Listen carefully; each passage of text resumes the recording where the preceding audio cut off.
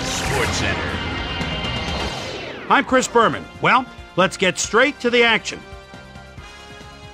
In our first game this week, we had the Packers come away with a decisive 10-point win. Cedric Wilson stepped it up this week and gave his team some added firepower for the win. A.J. Touchy-Feely threw for 250-plus yards and helped his Dolphins beat the Titans. In the city of brotherly love, Philadelphia, we had the Eagles stroll away with a 14-point win. Down in Reliant Stadium, we had the Texans walk away with a 6-point victory. We had a big trade also of note here. Trey's got the lowdown for us. Trey? All right, Chris. Well, trades aren't quite as common in the NFL nowadays as they are in other sports, certainly.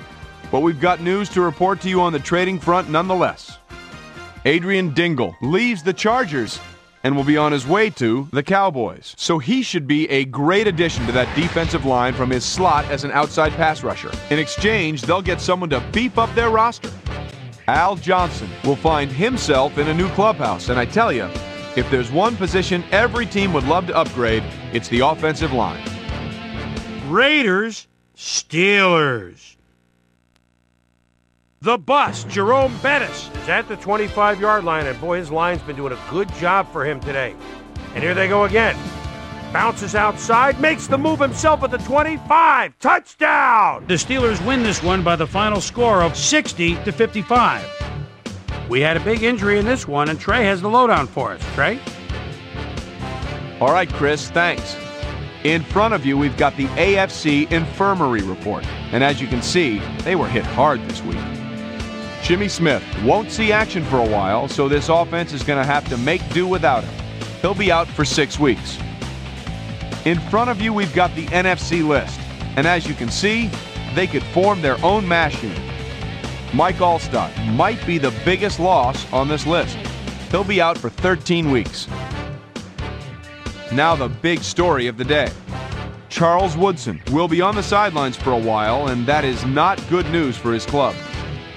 So that'll do it for now. Chris, let's send it back to you.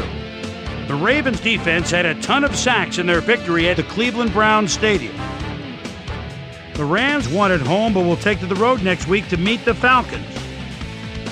Charles Rogers stepped it up this week and gave his team some added firepower for the win. We had an interesting free agency pickup of note here. Trey's got the lowdown for us. Trey?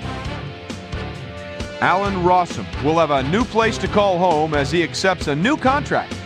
3 years, $1.5 million. This guy will also be locked up for a while as he signs a healthy 6-year contract with the Redskins. Buccaneers, Redskins. Clinton Portis is in the backfield at the 37-yard line, gets the pitch, spins right there, whoop! And then at the 20, the 15, the 10, the 5, touchdown! The Redskins go on to win this by the final score of 24-17.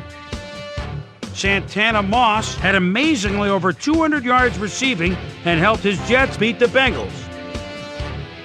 Up in historical New England, we had the Patriots prove unstoppable and win by 33. Up at Invesco Field at Mile High, we had the Broncos fall by 10 points. The Vikings defense got to the quarterback 4 times in their win at the HHH Metrodome.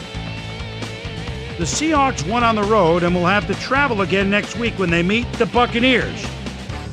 Jaguars, Bills. Travis Henry would certainly like to help his team get into the end zone. And he's set 7 yards behind the line of scrimmage now. Looks to bounce outside, does so, gets a block.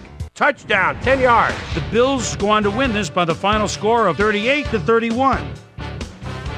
So, as usual, plenty of surprises around the NFL. And heck, we just got into week 1. My primetime players' game balls go out to these gentlemen, each one with a fine start to the season. That'll do it, sports fans. I'm Chris Berman, and thanks so much for joining us here in the Bristol studios. We'll see you next week right here on ESPN, the worldwide leader in sports.